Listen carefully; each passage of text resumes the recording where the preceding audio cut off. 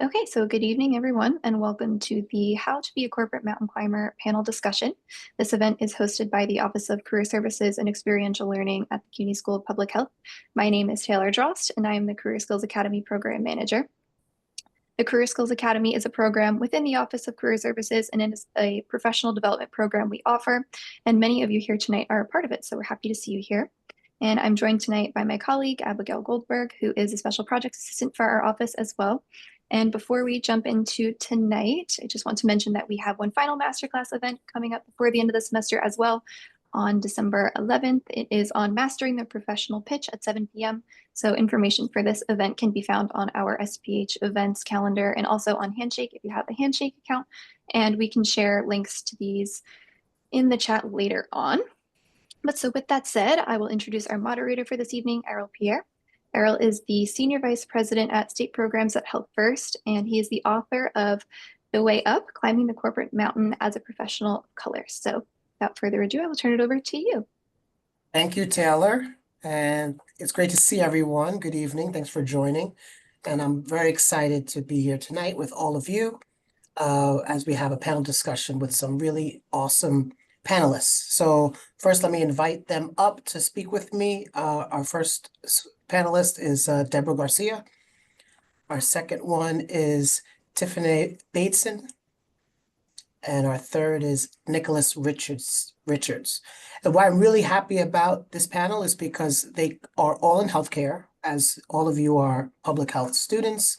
They range in their career tenure. So some are early in their career, some are longer tenured in their career, which is great perspective to have all sides. And they're all in different industries. So it's a mix. And I know many of you may work in nonprofits, so we have a mix also of for-profit and nonprofits as well. So to jump in, I'd love for the panelists to introduce themselves, tell us where you grew up, your educational background, your current role, and how many years you've had experience in healthcare. And so why don't we start first with Tiffanee? Hey guys, my name is Tiffanee and I grew up in the Bronx. I'm a Bronx girly. Yeah, I went to SUNY Purchase for undergrad. I did some time at Baruch. I'm still, in the process, so it's working process. Hopefully starting back up again next year to graduate for the MBA. I've also been in healthcare for about 8 to 10 years, and I currently am a data engineer manager at Accenture. Awesome. Thank you so much. Nicholas, please introduce yourself. Hi, everyone. How's it going? I'm Nicholas. I grew up in Brooklyn, New York, Flatbush specifically. I got my bachelor's in biology from Western University and recently graduated with my MHA, Master of Health Administration, from NYU Langone. And currently, I was recently promoted to Senior Revenue Integrity Analyst at NYU Langone. And thank you. And I have about 4 years of work experience. Awesome. So you are absolutely a climber. You just got promoted. So that's great. what I'm talking about. Hi, everyone. I'm Deb Garcia. I'm the Chief Development Officer at Doctors Without Borders. I was born and raised in Trinidad. Did my undergrad in Canada in engineering. Worked for about 5 years as an engineer, then came to New York for business school, and then was still in the private sector, worked in management consulting, and then kind of pivoted into the nonprofit space. And I've been in the nonprofit space for about 7 years now. Awesome. So hopefully all of you can tell we have an amazing panel that's here, and I'm excited to moderate some questions. So before we jump in, just to give some background, one of the reasons I wrote the book, The Way Up, Climbing the Corporate Ladder as a Professional of Color, was because I wish I had a book like that when I started my career. I wish I had some sort of compass to navigate what to do, where to start your role, who to speak to, how to feel, especially in spaces where you might not look like everybody else. And so that's really what the book describes. And so why don't we start the questioning around entry-level positioning when you first started your career? So there's a chapter in the book that's entitled Entry-Level Blues. And what it really talks about is how do you know what career to start? how do you know about finding your first role? How did you weigh your decisions and your options? And did you have a long view about your career, or did you kind of end up doing something and you kind of just kind of rolled into your career organically? So who would want to start us off with that question around entry-level blues, like trying to figure out what to do when you first start your career? I could start us off with that one. So I definitely had the long view for my first job in healthcare administration. Um, I found out about the job through a friend who also works in the public health, general field. And once I got into the role, I realized that it definitely wasn't what I was looking for exactly in terms of day-to-day task and even title. But I did understand that the title and the job, responsibilities was going to help me to my next role and even the role after that. And it has. And I kind of just needed to get my foot in the door, specifically for the hospital that I was working at the time. So it definitely gave me some necessary skills. Needed to learn how to use Epic and some, data skills as well. But definitely have a long view because at first I could tell it wasn't exactly what I was looking for, especially after coming out of undergrad and, doing all that hard work. But I definitely understood that it was, for the long game with that role. Awesome. If I could ask a quick follow-up, how did you come to think about that longer view? It was through like feedback, like how did you come up with that sort of strategy? So while I was in undergrad and I was trying to figure out what I wanted my next steps to be, I did a lot of networking and try to pick as many people's brains as I could to understand, and then do a lot of my independent research as well to know, kind of narrow down where I wanted to go in the first place. And then when I got something that seemed interesting, I also try to do a lot of internships to see what felt good, what didn't. I did like one sales internship. I was like, this is not really for me all the way. So, trying to network as much, pick people's brains. And then once you get, that information, you can kind of do some more targeted research. Great. Take the long view, networking, trying stuff through internship, finding out what you don't like is just as important as finding out what you do like. Great, great, great items. Deborah, you want to? Yeah, so it's interesting. I did not take the long view, and I also have had a bunch of pivots in my career. And I think, but there are two things that informed my career, and that was one was my immigration status, right? When I came to the U.S. as an engineer, and I was working on a TN visa, which allowed me to do something very technical. And then I really didn't enjoy it particularly. And so I decided to go back to business school, and I'd be able to open up a bunch of different opportunities. I graduated at the time in 2010 in a very bad market. So I then had to evaluate, okay, what are my options as an immigrant, and, and where would I be able to change that, get sponsorship to change that status and all of those things. But I would say I was definitely taking a shorter view and looking for more or less, I would say, job security. And then but the one thing that I always focused on is taking opportunities that opened more and more doors, and really showing up as kind of, over delivering, and then getting to the point of like learning more. And I would say that has then led me into a career that I feel is far more meaningful, right? So sometimes you do choose the best options along the way, and eventually get to a place where you can take the longer view. Great. Tiffany, I'm going to ask you a second question. Is that cool?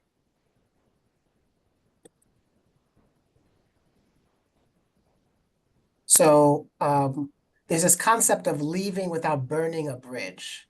And so to me, the second hardest thing to do after finding your first job is actually getting your second job. And so when you think about leaving an organization or joining a new one, what were the things that you did intentionally to ensure that you left the old door open And I'm just curious, do you still speak to former colleagues from previous positions? And how do you really cultivate relationships so that when you do leave, you know that the door is still open? Yeah, so definitely. I think making sure you keep those open relationships. Errol, I used to work with him previously, way back when. This was like 2013, right? So keeping this open relationship from 2013 to now, right? Making sure you keep in contact with your colleagues from previous organizations. I think I'm a big fan of 2 weeks notice. Essentially, I keep it positive. I know the trend now, if you look online, it's not that, but middle millennial. So I keep it positive and, I'm going to leave on a good note because I never know if I have to come back, right? So I leave on a good note. Typically, I follow the people on LinkedIn, and if I see something happening with them, I always give them a shout out or praise. Recently, I've been doing a lot of different things, and just thinking about like my journey from start to finish, I did like reach out to some of my old managers, like, oh my God, like, thank you so much. Like, I really, understand the feedback that you gave me, and I really understand it now. Like, it hit me. Like, this is something that I'm happy that you gave me back then. I've been using it, and, just want to, give you your blessings or give you your flowers while you can. And, that's just me. But I mean, I definitely think people should keep the door open. I think people should network, build those bridges. You never know when you need to cross them, when you need to connect bridges to other people, right? And I think leveraging your network is the biggest thing. That's great. And what I found in healthcare in New York is it's a very small circle. So Yes, someone's heard of you as well. So you want to leave on good terms because they'll, hey, Deborah, do you know this person named Tiffanee? I just saw a resume. hmm, Like you never know what's going to happen. agreed. Anyone else want to add? I want to double down on what you said, Yeah. Errol. To me, it's not so much that you leave the door open because you want to go back and you want to create like champions and supporters of your career so that you want to champion the best of others as they kind of champion the best of you and focus on the strengths of people throughout your career, versus kind of being highly critical. Define champion for us. What do you mean by that when you use that term? A champion is basic. I think of someone who, is going to endorse you, share the best of experiences they had with you. It doesn't mean that they're not going to give you critical feedback. I actually think feedback is a gift. So if somebody's giving you feedback in a work setting, and that's something that was, culturally a shift for me, right? And I remember early in my career, someone saying, being like highly critical of me, and I said, and I like poured myself into the deliverable, and I said, I'm sorry you feel that way. And looking back at it, I should have said, well, what could I have done differently? I should have been more inquisitive because it would have allowed me to actually hone my skills. Um, I think, you're not going to obviously love everybody that you work with, but you're going to work with a lot of people over your lifetime. Some whose name you'll remember and some whose you won't, but you want to be as memorable, I think, as possible. And you want people to remember how well you treated them.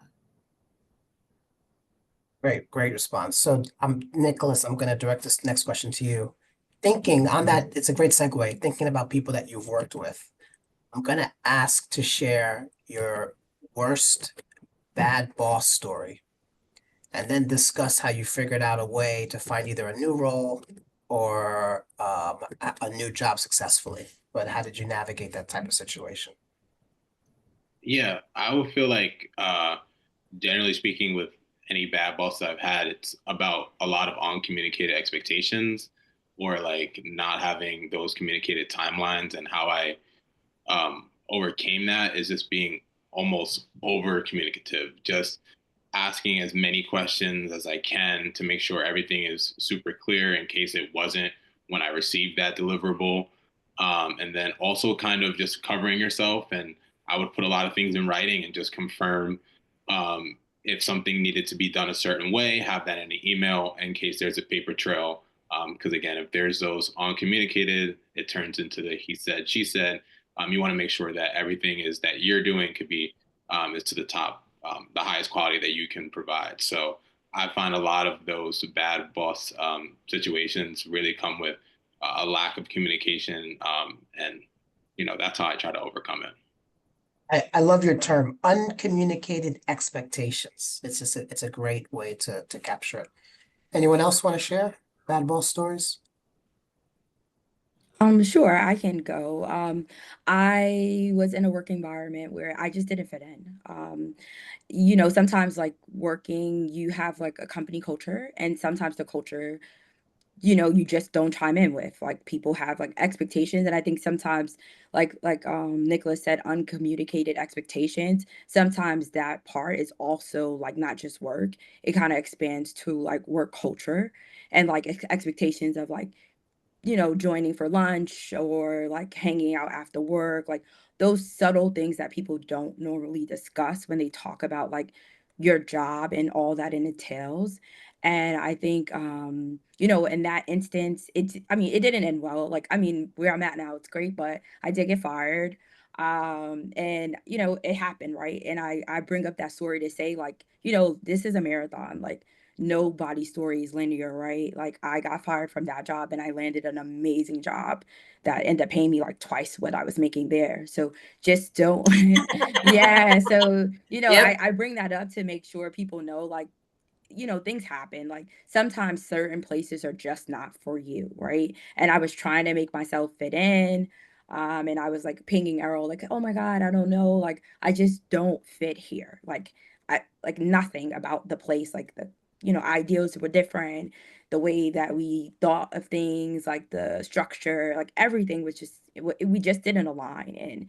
And it worked out, like, right. So just, I say this to say, like, sometimes your journey might take you up and down, but at the end of the day, you're going to end up where you belong. Yeah. Yeah. I appreciate your vulnerability to share that. And as you said, your journey might go up and down. It's a marathon. That's why it's a corporate mountain. We don't call it a corporate ladder. So I appreciate you sharing that. Deborah, go ahead. Yeah, you say might, but I feel as if the reality is in today's workplace, everybody, you look at a successful person and they're like a culmination of so many moments in their careers where they've failed and then, felt like they were like experienced a setback. Let's say, I shouldn't say a failure, but experience a setback. And it's all about how you come back after that, right? Because I too, like my first job out of undergrad, I was laid off, and I now, I'm like 3 decades into my career, and I have very few people I've started off with who have not experienced that. So it's just a reality of the market. So much of it is one, making sure that you're prepared at all times, because if you're in New York City, you're an at-will employee, so don't ever take anything for granted, and you're Describe what that prepared. means. Describe what that means at will employment. Oh, at will employment, meaning that, you and the organization you're working for could at any moment determine that you could actually, and you could request end your employment with them, and they can also end it.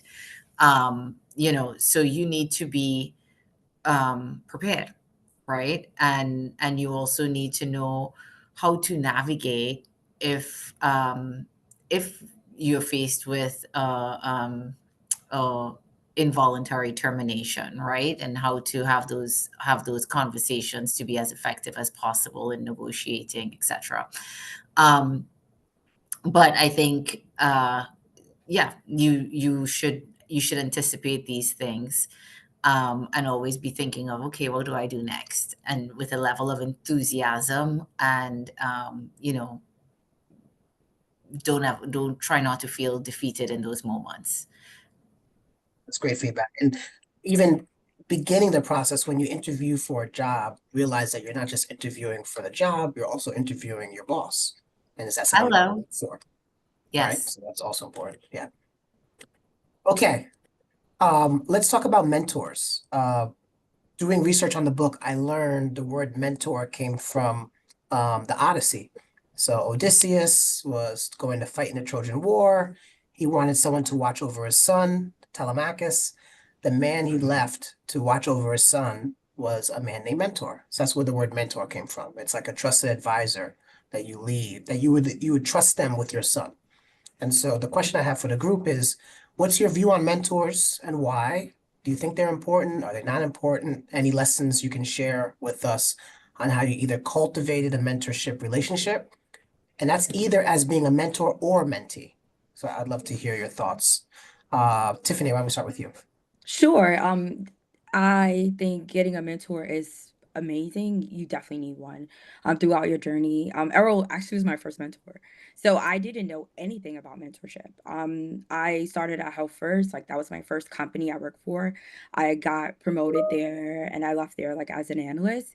And I went to another company and the company I ended up, getting fired from, but neither here nor there. But in that journey, Errol reached out to me like when I said like, hey, I sent out my email saying like leaving on good terms, right? I just sent an email out to everyone saying, hey, I'll be leaving in 2 weeks. Thank you so much for, your help, your guidance, etc. Right. And Errol reached out and it was like, hey, like, what happened? Like, just talk me through your journey and where you want to go and things like that. And then, from there he became my mentor. Like I didn't even know, I was like, I never heard of a mentor. I didn't know what mentors were. Like he's like, yeah, someone that helps you and guides you through your journey. And I'm like, oh man, I really need this. Like I I really need this. I really need this. So he's like, okay. And I was like, well, can I set time up with you? And from there, like he really like helped me. Like I would meet people and they would like, I don't have a mentor. I'm like, oh, you need to get one. Like he really like, so like someone that gives you the gems and the lessons before you have to learn them on your own, right? And then leaning on your mentor and then also being a good steward, like helping your mentor as well, right? So when your mentor asks you for something or showing up for them in the ways that they need or they might not know they need, right? I think it's a relationship in a sense, right? And building a network, you want to build solid relationships. Like just knowing people is not enough to leverage them, right? You need to do more than that, especially in New York City. It's so many people, like everybody knows everybody, right? But for someone to really like guide and steward you enough to kind of like give you a job opportunity or bless you with a contact or a connection, you really have to build that solid relationship. And it's worth every like time you're going to put in, any energy you're going to put into it, honestly. Awesome. Thank you. Deborah.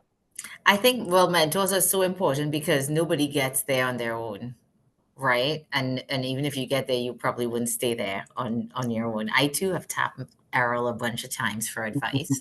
But I think when you think of the best mentoring relationships are ones that the mentee feels like they can be absolutely authentic and vulnerable, so that you're getting the right advice, right? Because if you choose a mentor that you're kind of like managing how you're perceived, you're limiting ultimately the level of success. Now, also, don't be shy about reaching out to people on LinkedIn to foster relationships because you and over time that may convert into a mentorship situation, because people love to give back. People love actually so many people are so curious about working with different generations.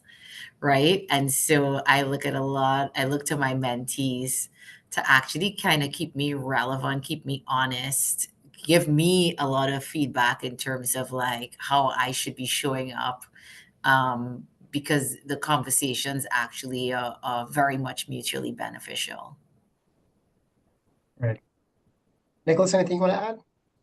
Yeah, one thing I would say, especially being earlier on in my career on the mentee side, I think it's super important to make sure that you're prepared in any of these, meetings that you go into.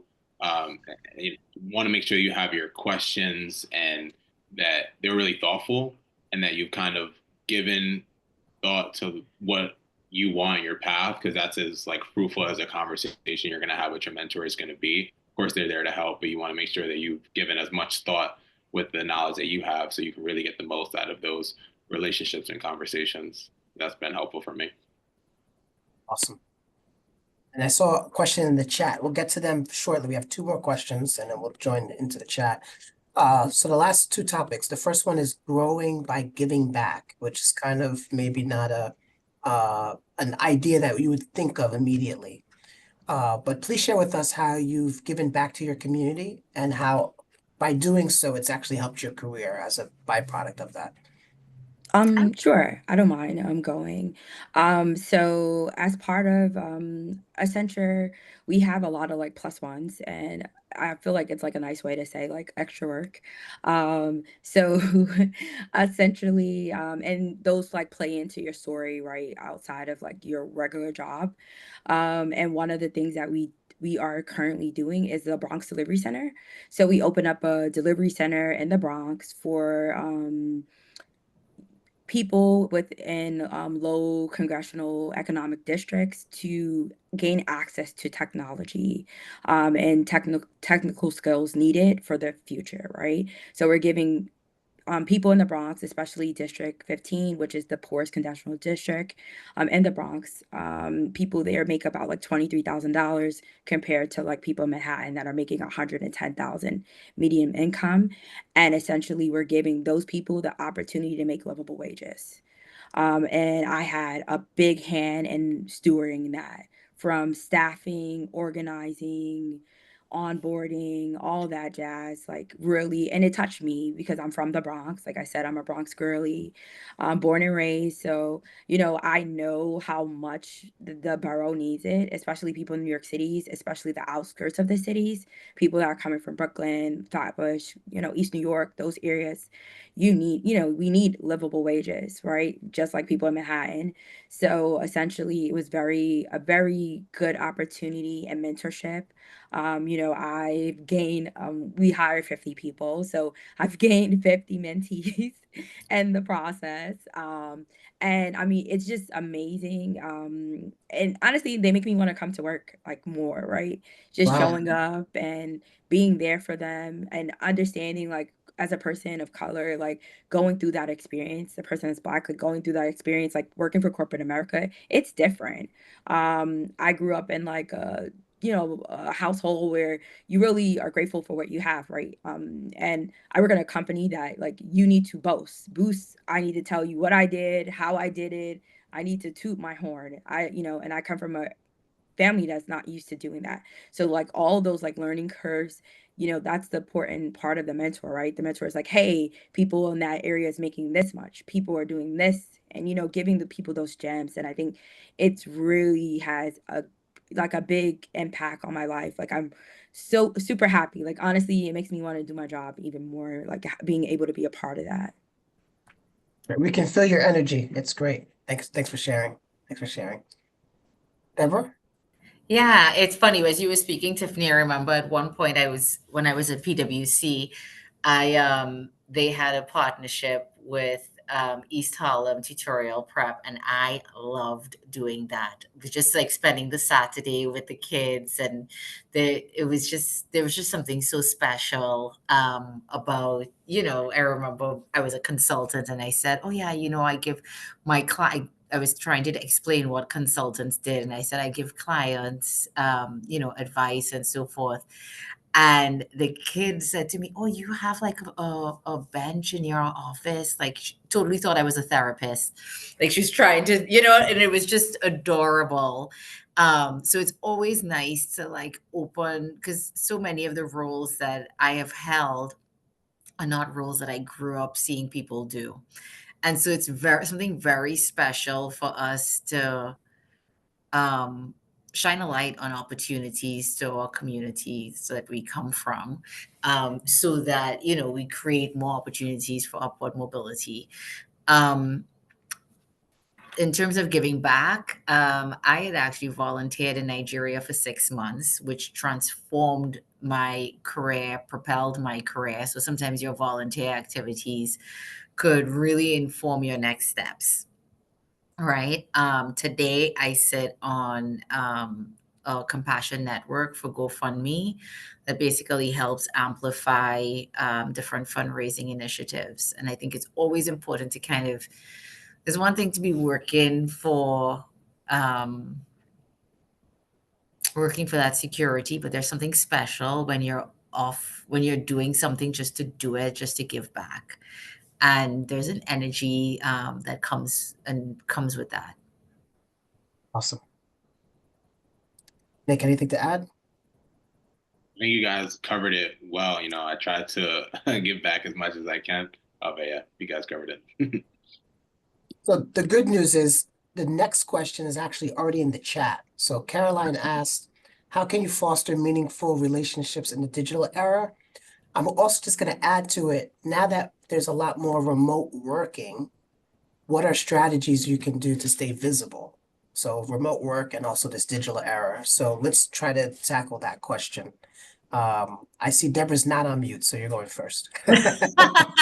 So it drives me absolutely insane when I'm in a meeting with, less than 10 people and the people are not on camera, right? Like I feel as if, you're kind of, you wouldn't go to a meeting with a bag over your head. So just, you know what I mean? Like actually put yourself together appropriately for the off, like whatever, however you would have showed up if you were there in person, and kind of have your camera on if you can, because the reality is people then remember and engage with you. And it is exhausting to probably like look at yourself. If you have on the self, you turn the self view off and just engage. I would encourage people, because I do think it makes a tremendous difference. You remember who you see on the screen. And so I think I would encourage people to do that. What? Tiffany? Yeah, I agree with Deborah. Definitely make sure you have your camera on. I think another thing that it's a subtle thing, but that icon, we work on teams. People don't put a picture. Put a picture. A lot of people of color usually don't put a picture. Essentially, like people, a lot of times, like from consultants, like people want to get picked for roles, right? So they want people not to know who they are, like based off of race. Put a picture like that. I started Accenture in COVID. We were all digital. People remember me from my picture. Like when people see my name and I go in the office, they're like, "Oh my God, I know you. You're the girl with the brown hair in the picture." Like, so you and make yourself like relevant in the community as well. Like if your company has an active, like I'm a part of the AERG, women's What that is, ERG. explain what that is. Yeah, sure. So, most companies have like employment resource groups.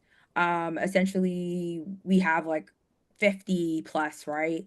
Faith, interfaith, Muslim, Christian, and etc. African American, Hispanic, like you name it, we got it. Most companies do. If they don't start one, right? You're the person that started the ERG. How would people forget who you are? It gives you a voice, right? Now you have equity, you have a stake. Leadership is going to find you because you're the person that is speaking for the group of people. So with that being said, make sure you're active. Like when I first joined Accenture, huge company, we have about like 7,000 employees in New York, right? I'm one of 7,000. I came through acquisition, which means I got bought. I did not know left from right, up from down. I first thing I looked for, I was like, where's the Black group? I I seen something that said kinfolk. I'm like, oh, my people. Hey, I'm such and such and such. Can we connect? The first person I hit was like a snab. It wasn't as good. They would like forward me somebody else.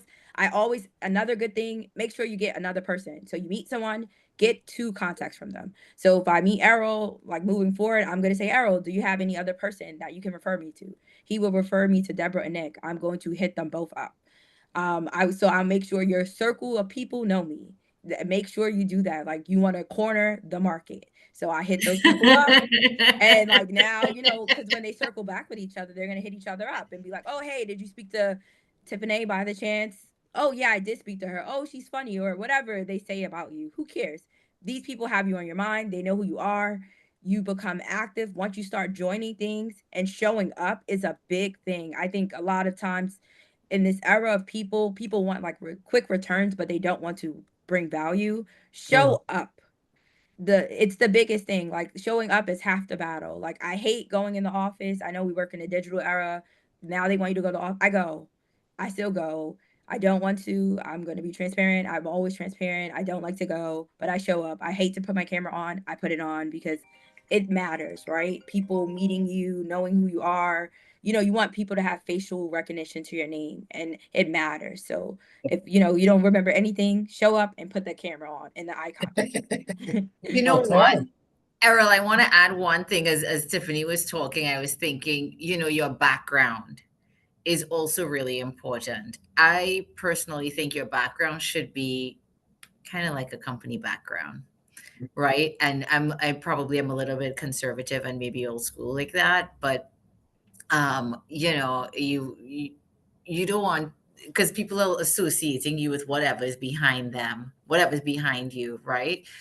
I would just put in, I'm in my office today, but if I'm at home, I just have like a Doctors Without Borders background, and you know what I mean? So that I'm just kind of like, okay, the focus is right here on me. It's not like this busy background. It's certainly nothing that looks too casual. I think that that's important. Very helpful. All good tips. All good tips. So we have a question from Natalie Abruzzo. Can the panel discuss changing careers, changing from something not public health related to public health, and how to tap into your tangible corresponding skills and talents, and how to avoid entry level instead move lateral, and how to avoid entry level and instead move laterally. So if you're not in public health, but you are moving in, you don't want to start again at entry level. How do you move laterally, even though you're changing industries? I think so much of I'm happy to jump in there, Errol. I think so much of the roles you go for is about your ability to articulate transferable skills from your prior roles and putting yourself out there with the right network, right? When I returned from Nigeria, I, um, it was 2017, and the Women's March had just happened. And I emailed an NYU alum. I went to NYU and I emailed the NYU alum. He was the COO. I didn't know him at Planned Parenthood, and just said, "Oh, I want to volunteer on the side. I want to get involved." And I just shared my skill set, met up with him, and he actually gave me a job on the spot. And it was because of how I articulated what my skills were, and he could immediately see how it would translate into the needs of the business. And did not take a step back. I actually took almost a step up, really. And so if you want to climb, you got to be able to position yourself. You have to be able to sell yourself. You have to be able to sell the things that you have done. Yeah. So I teach at Baruch and Columbia, and I see a lot of students that are changing careers. They're not in healthcare. They take the Baruch Healthcare MBA program, or they take the Columbia MHA program, and are switching into healthcare. So I have a lot of students that ask, what do I do? I'm in tech, I want to move to healthcare, or I'm in law and I want to move to healthcare. And I always say, remember, healthcare, public health has all the same functions as every other industry. Even if you work for a doctor's office or a hospital, they're going to have an IT department. They're going to have a finance department. They're going to have an accounting department. And so there's a lot of transferable skills from there. And then the other piece is you're going to have to network as well. So as you begin your, move into public health, the things you have to think about is, where do the people of where I want to go in New York City, where do they go? What are the conferences they go to? What are the events they go to? What are the happy hours they go to? What are the webinars that they watch? Because if you're there with them, that's when you start to network. And the goal is not to meet 100 people. You meet 5, but you cultivate a really great relationship. And you want to have a relationship with them before you make the ask. So on LinkedIn, I get asked daily. And I have a job, I have a role, but the ones that I actually speak to are the ones that don't ask me for anything first. Just build a relationship. And then maybe 6 months later say, I just saw a role post on Healthfirst. Do you know who the hiring manager is? You have to build a rapport with someone first. Then when you have rapport, then when you do make the ask, it's a much better fit. So if you're trying to move into a new career, definitely there's some reconnaissance work you're going to have to do for about 6 months. Know who the players are, be in the rooms where they are, build a rapport, and then you start making the ask. But it's going to take some time to build that relationship. Yeah, I agree with Earl. And also knowing background about the company you're interested in going with, right? I do a lot of interviews. Any tips, facts you can give me. And like Errol said, your skills are transferable, right? I'm in healthcare. I'm also in tech, right? I wanted to be a face for tech, make sure that I'm in data and AI and tech too. So making sure that we eliminate bias and things like that in the healthcare system using technology, right? That will be the future. So it's definitely possible. Leverage what Deborah and Earl said about leveraging your transferable skills, making sure to do those connections, and seeing where you fit in, right? And how can you fit in? And from my perspective, I switched from like business to technical. So I used to be, when I worked for Healthfirst, I was on the business side, and then I switched to technical. The reason why I was able to switch is because I had an extensive knowledge of healthcare. So when I switched over, I was able to talk to the business to explain the technical stuff that the technical people could not explain to the healthcare people because they don't understand it. They just understand the mechanics, and the business people understand the business or what they're trying to execute. So I've always positioned myself as a person that's a middle person. Like I'm always like, oh, I can always talk to both people. And it has, pivoted my career being able to do that. So it is very possible. So it's interesting. Everybody's looking for a low risk hire, right? And some of that is because you have the experience in the specific field, and some of it is actually just like the track record you have of success elsewhere or in a different arena.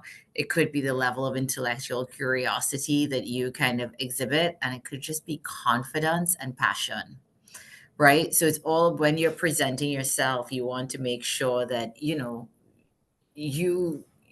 present yourself in a way that you're betting on yourself and other people would want to bet on you as well. 100%. 100%. I might say the name wrong, so I apologize in advance. Araceli, she asked, how do you recommend staying motivated and focused during inevitable setbacks or plateaus in one's career progression? How do you keep yourself motivated? Like I said, like it's a marathon, not a sprint, right? So I think keeping your eye on the prize, I'm not sure what your end goal is. At that time, I didn't have one. Um, but I think like, getting fired, I was very disappointed. I soaked for like maybe 2 months, and then after the third month, I'm like, I need a job. Like I can't do this. I need to get back out there. So I think like, take that time to kind of really like, be in your feelings about it. But life happens. Like people get laid off, people get fired. That's life, right? Take those skills that you learn and leverage them to utilize them for something else, right?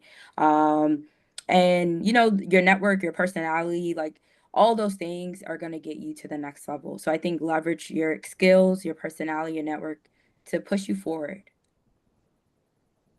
Great. I would just add one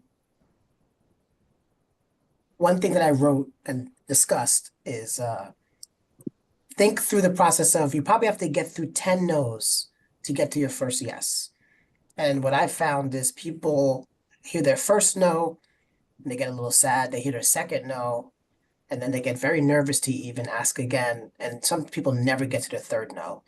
And just in my career, I've learned I had to get to at least 10 no's before my first yes. So if you're stopping at no number 2 or no number 3, you didn't even give yourself a chance. And the no's don't mean that you're not the right person. The no's just mean it's not the right time. But if you keep asking and you keep pushing forward, you're eventually going to get a yes. So when I get my first no, I'm like, great, 9 more to go. 9 more to go. That's kind of So my mentality.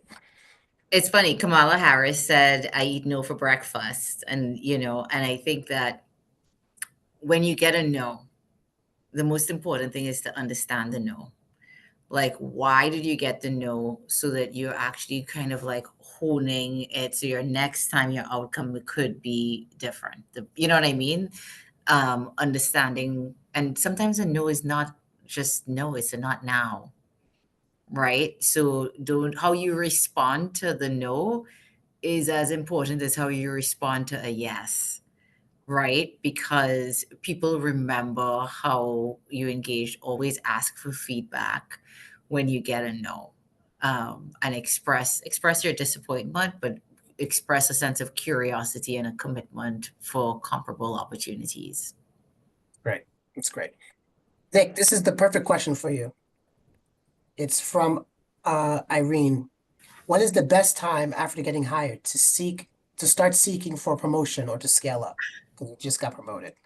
And then the second part is, what do you do when there aren't available opportunities to scale up in your organization? Yeah, so the second part, I'm gonna attack the second part of the question first because I did just experience something similar to that. So in my last two positions, actually, and they ended up in very different ways. I will reach out to my, my direct manager first and ask for some growth opportunities, and not just like what is there to do, but very much pointed in what projects can I take on at work that will allow me to get to the next place. So I knew when I was a billing coordinator, I wanted to move into more analytical work. So I would try to take some, analytical projects from my manager. And sometimes I was taking her work and I knew that, but it was for the better of my career in the long run. And for about 6 months, um, I was kind of being strung along.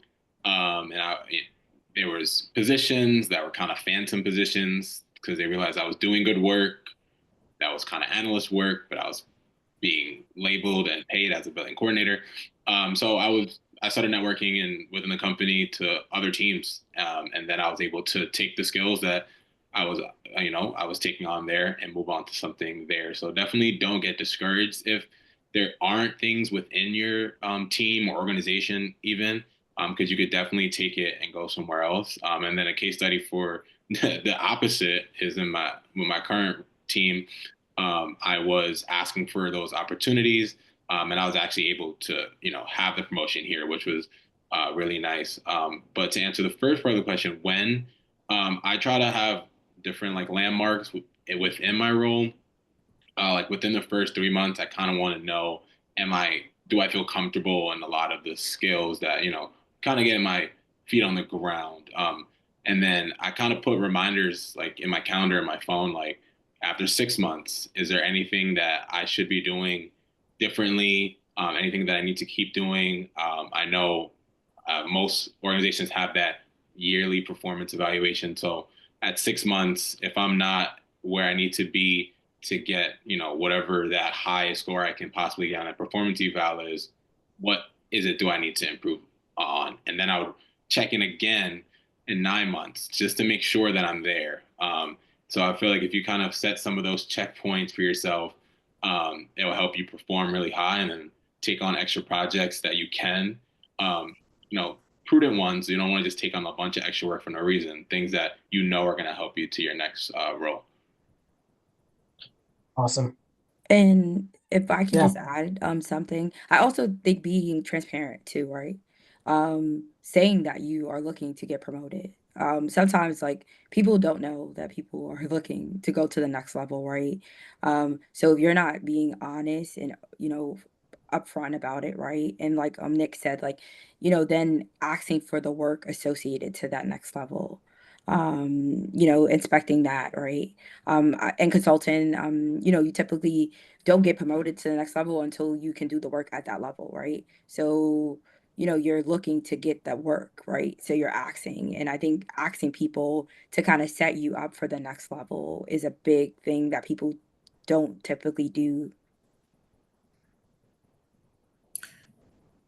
So I think understanding the performance cycle for each for the environment that you're in is really important. So like Tiffanee said, like in consulting, this is what it's like. And, for Nicholas, it may be very different in his organization.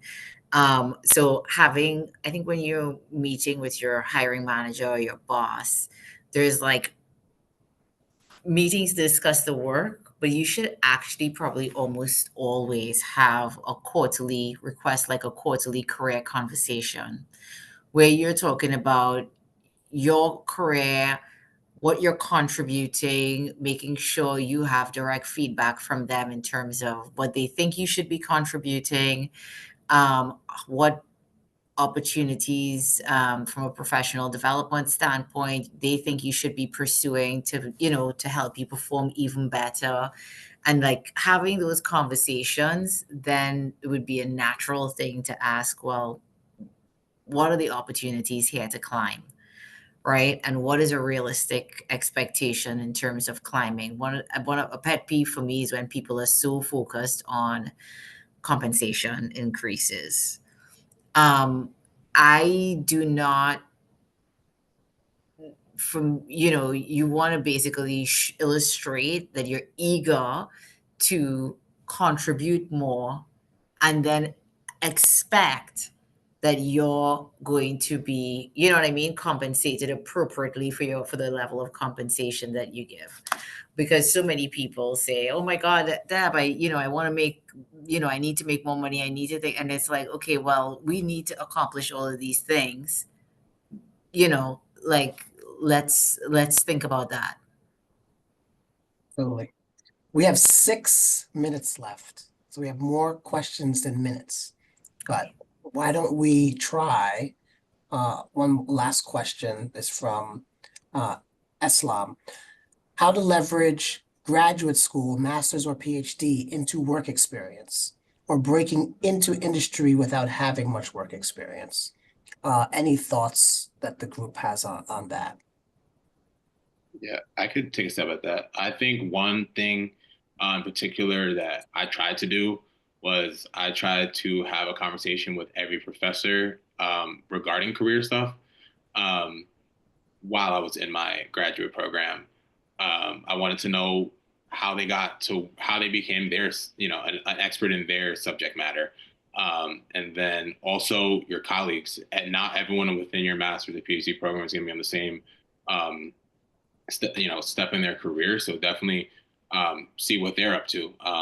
That's how I broke into my current organization, because a classmate was working there. We were doing a group project, and that's kind of how I naturally got into that. And then also in a more like practical way too, I know in cover letters, if I'm taking when I was taking like healthcare accounting, I'm applying for a role that has those responsibilities, I would highlight that just because I haven't done it in a work setting. I still have those skills that I learned in my graduate program. So I would discuss how I did it and how it can directly relate. So that's kind of how you can, speak about it as job experience, so to speak. Great tips, great information. You want to add anything? Okay. No. Let's try to squeeze one more in. This is from questions that were submitted ahead of time. This is a good one because this is a public health school. How does the corporate ladder, using air quotes, apply to public health? So I know sometimes people feel like when you're in corporate America, it's different than nonprofits and could be different than public health nonprofit world. Deborah, you're working for an organization that's in health, that's a nonprofit. I know, Nicholas, you're at a hospital nonprofit. Tiffanee, you worked at nonprofits. Can you just speak to some of the differences between what we would say corporate world is versus the nonprofit space, and how you touch public health in that regard? So I think for me, in terms of this space, is it seems to be like less defined, right? There tends in nonprofits versus definitely like where Tiffanee is at Accenture or like big firms that have very defined. The ladder is well defined, so it's clear what it takes to move up and down, and when you kind of step or pushed off of it. that is not as clear in nonprofits, but it doesn't mean that it doesn't exist. So you need to actually have more conversations around like what does it take to be successful and navigate,